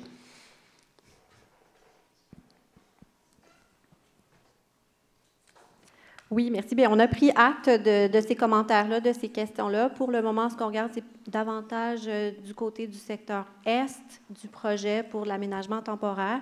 Ce qu'il faut affirmer, c'est qu'il y a quand même un parc d'une très grande superficie qui va être complété cette année, donc dont les citoyens, vous allez pouvoir profiter dès l'été prochain, dès l'hiver prochain même. Donc, du côté ouest, il va y avoir un nouveau parc. Côté Est, on réfléchit vraiment à une solution pour du temporaire. Parfait. Je faisais simplement parler des préoccupations des gens.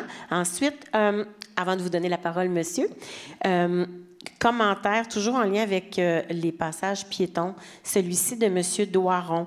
Quand va-t-il y avoir un passage pour piétons temporaire durant la construction au coin des Bassins et rue William? Ce coin fait partie du nouveau projet au 1900 rue William qui va durer des années. Plusieurs piétons utilisaient ce passage au bout ouest de la rue des Bassins. C'est une question pour vous. Oui, bonjour, Martin Paré encore une fois. Donc, effectivement, vous connaissez le quartier au bout de la rue des Bassins.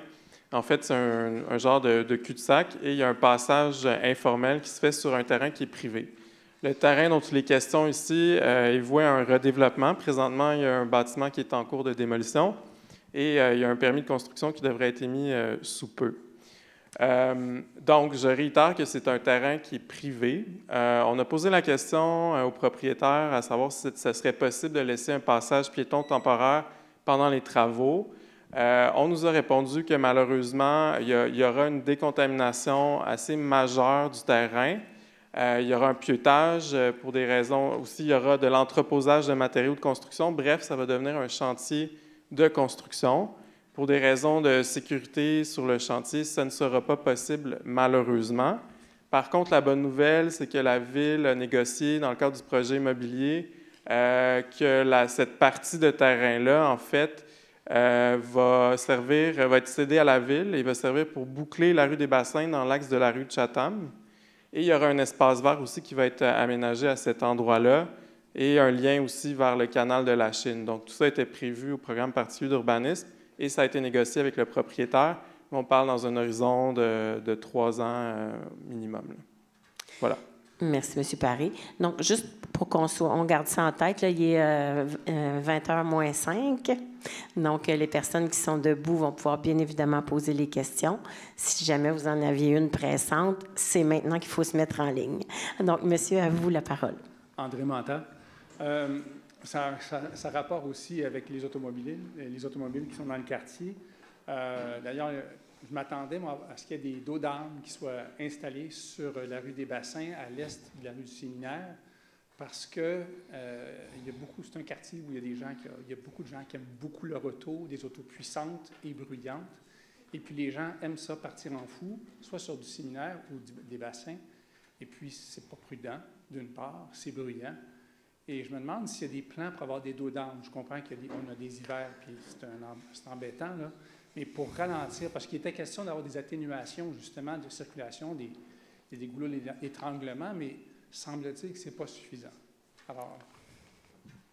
Merci pour votre question et commentaire. Donc, tel que je le mentionnais plus tôt, on prend acte des différents éléments, des différents points là, qui nous sont soulevés.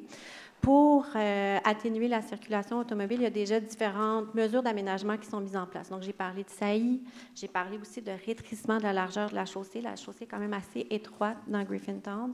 Le verdissement aussi contribue à faire un effet corridor atténué.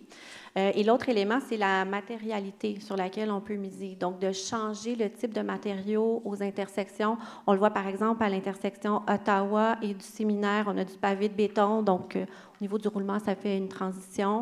J'ai parlé aussi pour la rue Saint-Thomas, qui va être réaménagée en surface, donc de prévoir d'autres matérialités aussi au niveau des endroits où on pourra traverser. Donc, les dos d'âne, je prends acte de votre commentaire. Pour le moment, ce n'est pas prévu parce qu'il y a déjà beaucoup de mesures pour atténuer cette vitesse-là, mais je prends en note votre commentaire. On prend en note là, votre commentaire, monsieur. Mais ces mesures-là ne sont pas efficaces. Je suis désolé. Prochaine personne. Merci. Je vais juste vous demander des préambules courts parce qu'il y a 9 personnes en ligne. Oui, bonjour. Allez-y. C'est Korchid. J'habite au Séminaire.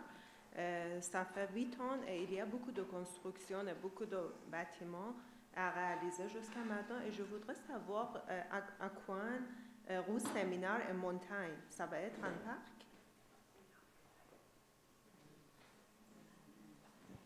En fait, tel que je le présentais tout à l'heure, le parc des Eaux Cachées, c'est le parc qui est situé entre la rue William au nord, Ottawa au sud, et qui est compris entre les rues Saint-Thomas à l'ouest et du Séminaire à l'est. Donc, est-ce que ça répond à votre question? Est-ce que je répète en anglais parce que je pense que je n'ai pas compris exactement. There is an area that the water accumulates when it rains, and it's in the corner of Seminar and Montagne. It will be a park?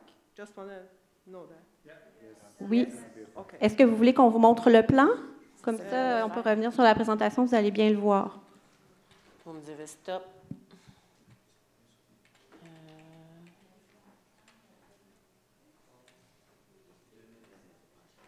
OK. Encore reculer, ça sera pas long. Oh. Peut-être juste le montrer comme ça, parce que ça ne marche pas avec lui. Je pense que vous nous parlez de cette intersection-là ici, du Séminaire et de la Montagne. Oui. Donc, tout l'espace ici va être aménagé en parc. OK. 2025? Les travaux vont débuter en 2026 pour une durée de 2 ans. Donc, à partir de maintenant, on va commencer la réalisation des plans et devis. Donc, on continue la conception. OK. Merci beaucoup. Ça répond, madame? Oui. Merci. Merci. Oui, monsieur, votre nom, votre question. Mehdi, bonsoir. Merci pour cette présentation. J'avais une question. En fait, je me rends compte que en dehors des artères principales, corrigez-moi si je me trompe, donc Wellington ou Peel, la plupart des rues, on a encore beaucoup de grands poteaux avec les câbles suspendus. Et dans une région avec autant d'aléas climatiques, je me disais, pourquoi est-ce qu'on n'a pas enfoui tout ça? Et s'il y a un plan, quel est l'échéancier en fait pour toute cette petite rue du quartier?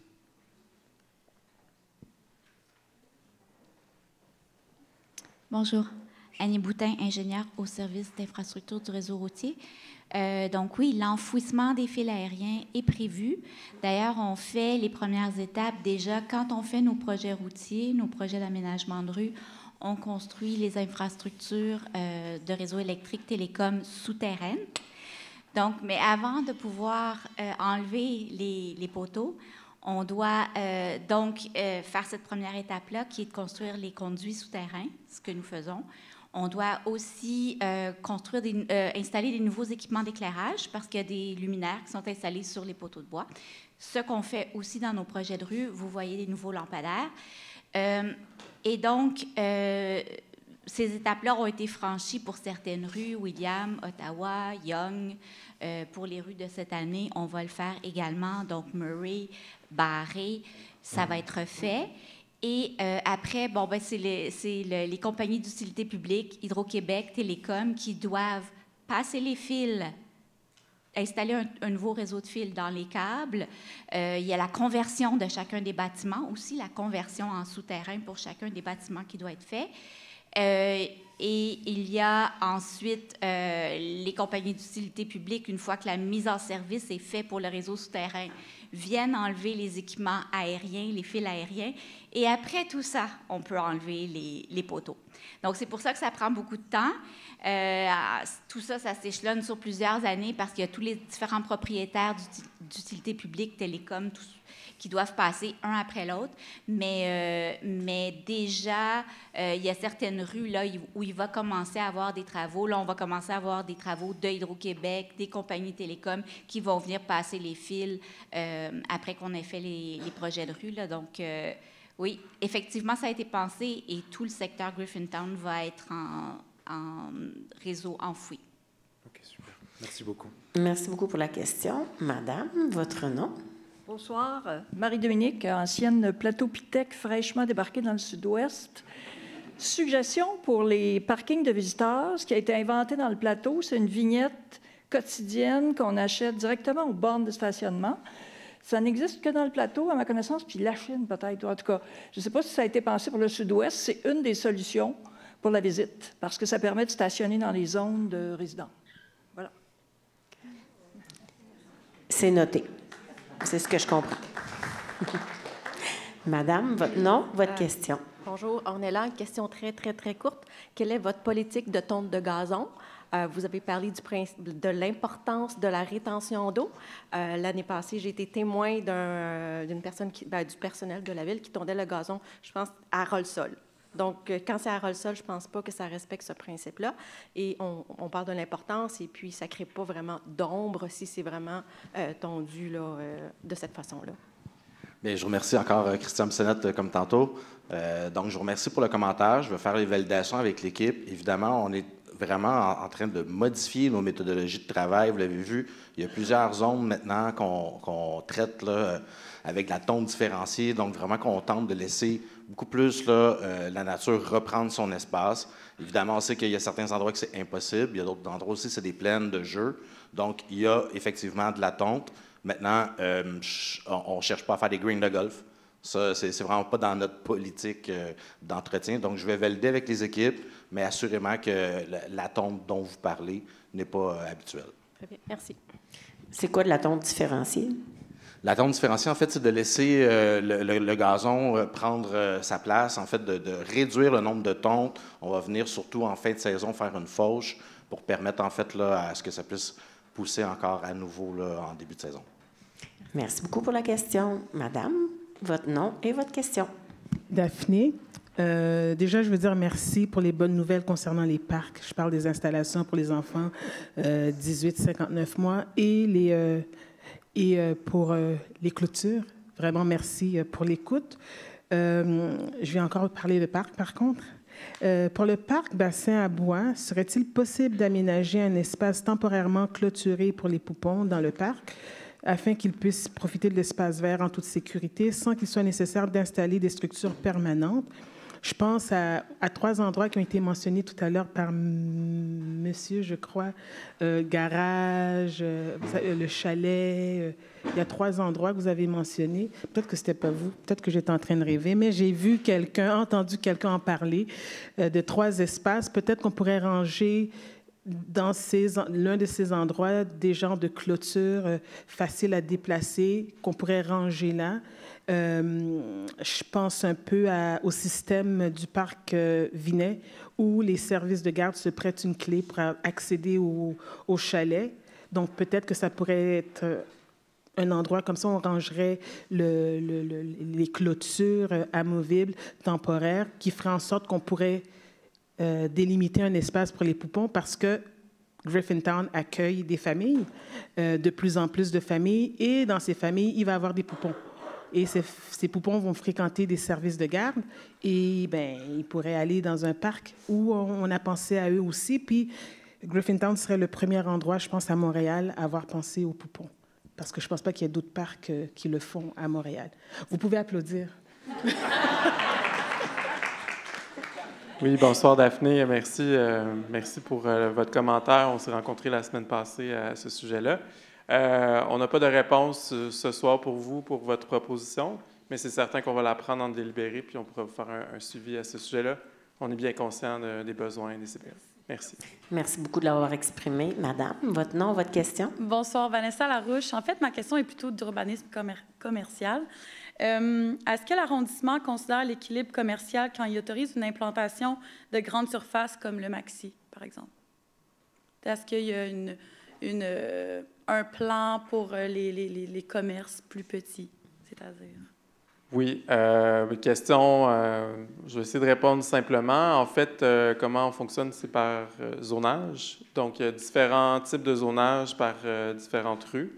Donc, ce sont en fonction de la superficie de plancher, effectivement. Par exemple, sur la rue Peel, il y a des plus grandes surfaces qui sont autorisées versus sur la rue Ottawa, où les superficies des commerces sont plus petites. Et dans chaque catégorie d'usage, effectivement, il y a, par exemple, des épiceries qui sont autorisées en grande surface versus un petit restaurant qui peut être autorisé dans une autre zone. Donc, ça varie par zone, mais plus précisément. D'autorisation, OK. Oui, exactement. Donc, les plus grandes surfaces sont prévues dans l'Axe Peel, mais pas ailleurs, ou Notre-Dame, mais pas, par exemple, sur la rue Ottawa. OK. Donc, quand on se mélange pas de zone, il n'y a pas de conséquences, si on veut. Chacun sa zone, chacun son territoire. Chacun sa zone, chacun son territoire. Si vous avez un projet, on vous invite à vous adresser à Permis Sud-Ouest. On pourra répondre à vos questions avec plaisir. Parfait, merci. Bonne soirée. Merci. Merci beaucoup. Monsieur, votre nom, votre question? Oui, bonjour, Enrique. Vous pourrez aller au diapositive 22, s'il vous plaît? La 22? Oui. Oui, merci. J'habite au quartier des Gares, que je ne savais même pas que ça existait, juste en haut. J'apprécie la présentation. On voit beaucoup de parcs qui vont sortir, c'est très apprécié. Mais par contre, quartier des Gares, j'ai l'impression qu'on est moins servi par des parcs. Donc, je voudrais savoir s'il y a des plans. Et aussi, pour pratiquer des sports, dans mon cas, au moins, les seules places que je connais que c'est gratuit, c'est à St. Patrick's Square, c'est de l'autre côté du canal. Donc, s'il y a des plans pour pratiquer des sports pour les adultes aussi.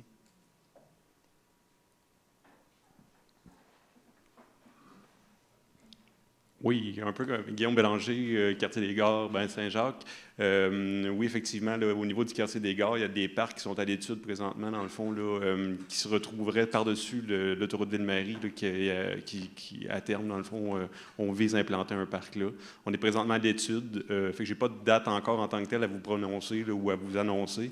Mais dans le fond, je peux peut-être vous inviter à la séance d'information directement là, pour le quartier des Gares pour essayer de répondre plus précisément là-dessus. Ah, super. OK, merci. Merci. Merci beaucoup. Donc, normalement, c'était la dernière, mais là, j'ai vu que quelqu'un venait de se rajouter.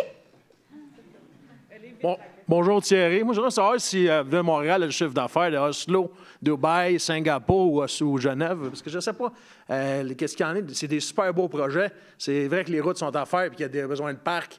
Plus pour les enfants, les mères de famille, les se promener, ça, je suis parfaitement pour ça. Juste à faire les rings à Place Ville-Marie à 5 millions. Est-ce qu'il y aura encore des prix exorbitants pour des projets un peu nécessaires dans le coin de Griffintown?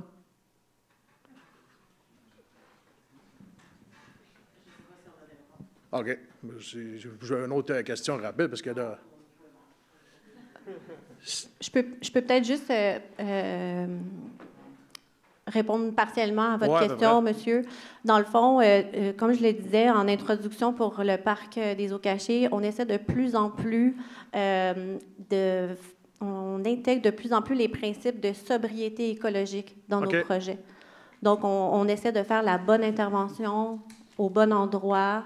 Donc, on essaie d'investir, d'avoir une saine gestion des fonds publics. Donc, il y a toujours une réflexion sur, oui, le bénéfice du citoyen est important, mais comment peut-on atteindre ce bénéfice-là en aménagement avec plus de sobriété? Donc, c'est vraiment une préoccupation très importante, je vous dirais. C'est une valeur qu'on souhaite qui transparaisse sur le territoire. OK. Parce que moi, comme de fait, j'ai déménagé le 1er juillet 2024, puis directement, le 1er juillet, j'ai une étiquette de parking. Je pensais au moins qu'il y avait une journée de dérogation pour permettre aux nouveaux citoyens qui aménageaient dans le coin. Il n'y en a pas eu. Qu'est-ce qu'il y en a? C'est une autre affaire, l'étiquette avec la mobilité durable, les journées de supposées... les balais, ça se peut passer sur les côtés de rue. Donne l'étiquette pareil, mais le balai ne passe pas. Ça veut-tu être de quoi qui, dans le futur, qui va t'améliorer? Juste voir. Monsieur Bissonnette. Ça arrive, c'est le quoi qui arrive, là, c'est pas de faire ça. Merci beaucoup pour la question. Au niveau des enjeux pour le passage du balai mécanique, effectivement, souvent, c'est plus d'étiquettes qu'on distribue que passer le balai mécanique. C'est pas qu'il n'est pas là, c'est qu'il y a juste des voitures stationnées. Donc, la notion du respect de la signalisation est complexe. On comprend les enjeux. Ce qu'on a mis en place l'an passé, c'est de faire des opérations un peu comme le chargement. Donc, on vient mettre des panneaux orange la veille. Donc, c'est beaucoup de mobilisation. C'est extrêmement coûteux là, pour arriver à faire cette opération-là qui, soit dit en passant, fonctionne assez bien dans l'ensemble de l'arrondissement. Il peut y arriver des fois, on le sait, un bris mécanique, une absence d'une personne. Donc, ça arrive qu'il ne passe pas le balai, mais majoritairement, il y a des voitures stationnées dans le quartier, des fois des gens de l'extérieur, des gens qui sont là pour travailler. Donc, c'est un enjeu. Donc, qu'est-ce qu'on fait? On fait une opération beaucoup plus ciblée avec comme un chargement, puis on fait passer la remorqueuse pour pouvoir passer le balai. Aussi complexe pour une opération sensiblement assez simple. Parfait. Bon, je vais le faire la prochaine fois. C'est pas juste pas en reprendre un pendant que le balai ne passe pas, puis qu'il donne l'étiquette pareille, puis qu'il y avait de la place pour passer. C'est ça que c'est. Bien, parfait. Ça dépend les heures. S'il n'y a pas d'heure précise qui peut être donnée aux citoyens, je comprends aussi. Là, bien, en fait, ce que je peux ajouter, puis pour peut-être aussi dans la compréhension, les installations ou la signalisation sur rue, ce n'est pas uniquement pour le balai mécanique. Donc, c'est pour tous les types d'interventions qui pourraient avoir lieu. Évidemment, on n'en fait pas tous les jours, mais cette signalisation-là, elle est générale, dans le sens que c'est une interdiction de stationner. On a pris comme coutume dans la culture populaire que c'est le balai mécanique qui va passer, mais ce n'est pas uniquement ça. Donc, respecter la signalisation en tout temps, même quand il y a de la neige au sol, si c'est interdit de stationner, je vous invite à la respecter. Parfait. Bien, je vous remercie des questions. Merci de la séance. Mais on a 10 ans de libéraux à ramener dans nos poches, les poches des citoyens. On va manger une claque, on va se le dire.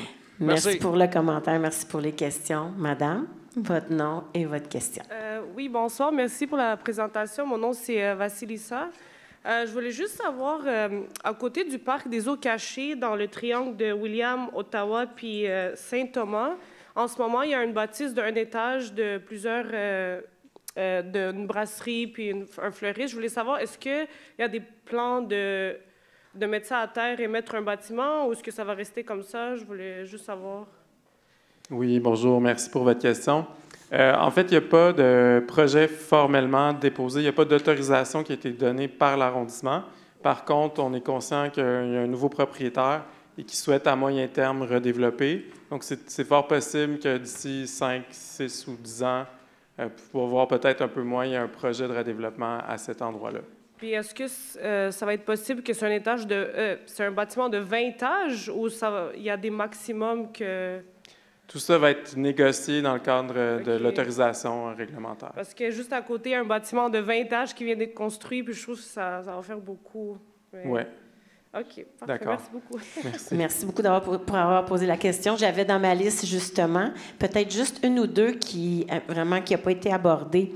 Monsieur Guillaume Lenidjen, j'espère que j'ai bien prononcé votre nom. Lors de la dernière séance d'information, vous mentionniez qu'un petit budget pourrait être alloué pour des aménagements rudimentaires au parc à chiens Gallery. Quand prévoyez-vous commencer les travaux? Est-il possible de suggérer des modifications à apporter au parc? Monsieur Bissonnette. Excellent. En fait, merci beaucoup, M. Guillaume, là, pour la question. Effectivement, on a l'opportunité d'échanger à quelques reprises ici concernant cet enjeu au niveau des aires d'exercice canin, là, donc les AEC. Ce qui avait été expliqué précédemment, c'est qu'effectivement, il y a c'est vétuste comme installation. C'est souvent un des actifs qui est négligé par rapport aux autres. Évidemment, si on a besoin d'investir, on va investir dans un parc avant peut-être le parc à chiens. Donc, ceci dit, depuis un an, on a fait beaucoup d'efforts pour ramener dans le processus là, de priorisation au niveau des budgets d'investissement des projets au niveau des AEC. Donc, on a fait l'analyse de l'ensemble des AEC de l'arrondissement, parce que oui, il y a celui de Griffintown, mais il y en a plusieurs aussi dans le reste de l'arrondissement, qui, certains sont en plus mauvaises conditions encore. Donc, je ne dis pas que c'est le Pérou qu'il y a ici à Square Gallery. Ceci dit, et quand on a fait l'analyse, bien, il y en a un qui s'est qualifié comme étant qui avait besoin de plus d'amour encore. C'est la bande là, au niveau de la rue Saint-Antoine, tout près là, de l'autoroute de Ville-Marie. Donc, la bonne nouvelle, c'est qu'il y a un début d'investissement dans les AEC et évidemment, Square Gallery demeure dans le processus de priorisation et non pas en 2025. Quand on parle de petits budgets rudimentaires, bien, effectivement, on va venir mettre une table à pique-nique, il y a déjà un abri, il y a déjà des installations disponibles sur place qui, quand même, viennent séparer, sécuriser les chiens. On a quand même une installation qui est utilisable. Et bien voilà. Merci beaucoup pour la réponse. Je vais aller avec la dernière question qui a été posée à l'avance parce que les autres thèmes ont été abordés et répondus. Il y a Mme Francine Bourdage qui demande « Y a-t-il encore une demande de permis de café-terrasse en cours pour l'hôtel Griffintown?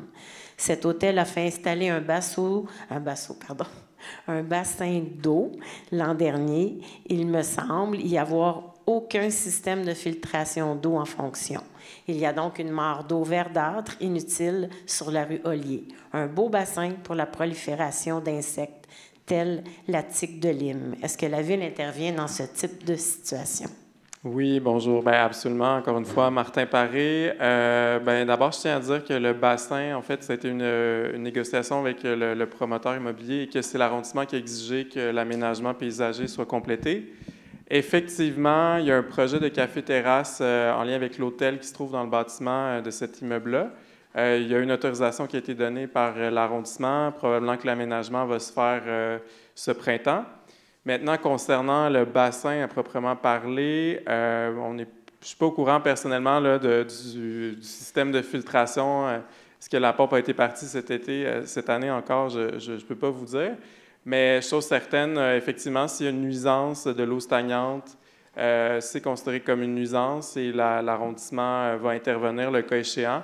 Donc, il y a un inspecteur qui va être envoyé pour s'assurer que, dans le fond, la situation soit régularisée, tout simplement.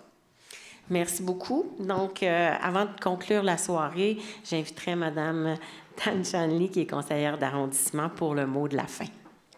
Oh, excusez. OK.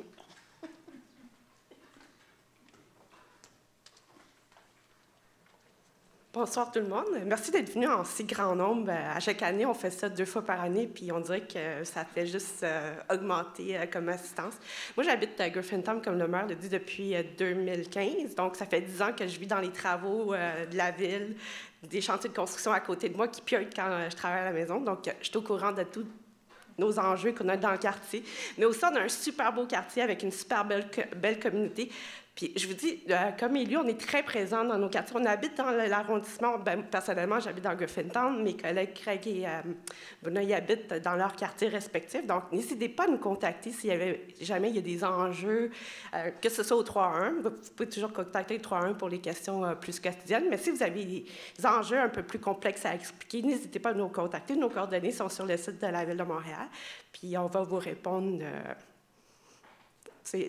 en bonne et due forme. Puis aussi, n'hésitez pas aussi de nous proposer des projets aussi. On a des citoyens qui est venu il y a une couple d'années pour aménager un jardin en libre-service au Parc Ollier, en bordure du Parc Caché. C'est une initiative citoyenne qui a contacté le maire, qui a dit « Nous, on aimerait ça faire de l'agriculture urbaine, puis il n'y a aucun jardin communautaire dans l'arrondissement. Qu'est-ce qu'on peut faire? » Le maire a suggéré justement de mettre des bacs de plantation. Puis depuis ce temps-là, je pense que ça fait 5 ou 6 ans où une communauté de citoyens vont faire des plantations, puis les légumes sont partagés à l'ensemble du quartier. C'est libre-service, donc vous allez arroser, vous allez ramasser les mauvaises herbes, vous recueillez les fruits et légumes qui poussent, puis c'est un échange. Puis je vous invite à une plantation communautaire ce samedi, parce qu'on va lancer le jardin pour, je ne sais plus dans quelle année, mais au Jardin Ollier, ce samedi à 14h, pour une plantation communautaire, puis ça vous permettrait de jaser avec moi-même et avec d'autres citoyens et voisins. Donc, en bonne communauté. Sur ça, je vous souhaite une bonne soirée. Merci. Donc, merci beaucoup, Mme Lee. Vous avez 2 invitations. Plantation samedi, puis vous avez la séance d'information du 18 juin. Donc, merci infiniment, Mme Lee. Merci infiniment aussi, M. Doré, pour le mot d'ouverture. Merci surtout aux intervenantes et aux intervenants et à vous. Et à vous qui vous êtes déplacés, et également à vous qui êtes encore en ligne pour visionner cette séance.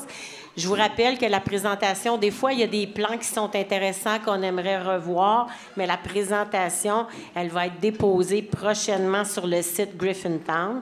Vous recevrez également un sondage d'appréciation que vous, tout de suite après la séance. Puis je sais que dans l'idée d'amélioration continue, l'équipe lit tous les commentaires du sondage. Alors, c'est toujours intéressant de les recevoir. Vous allez également recevoir par écrit un document qui va rassembler les principales questions-réponses à la suite de la séance. Et je vous rappelle à nouveau que, comme Marianne vous l'a bien expliqué, vous pouvez vous inscrire pour avoir les avis de travaux électroniques. Vous pouvez visiter le site. Voilà, tout est là. J'ai rien à rajouter. Donc, c'est ce qui est vraiment indiqué sur la diapo. Finalement, pour les participants qui sont ici en personne, peut-être que vous avez envie de poser d'autres questions, des demandes de précision. Il y a des beaux kiosques à l'extérieur de la salle. Il y a des gens qui vont être présents aussi pour répondre à vos questions. Alors, n'hésitez pas à le faire. Donc, et pour ceux qui sont en ligne et à vous également, il ne me reste plus qu'à vous souhaiter en mon nom et au nom de la Ville une excellente fin de soirée, tout le monde. Merci beaucoup.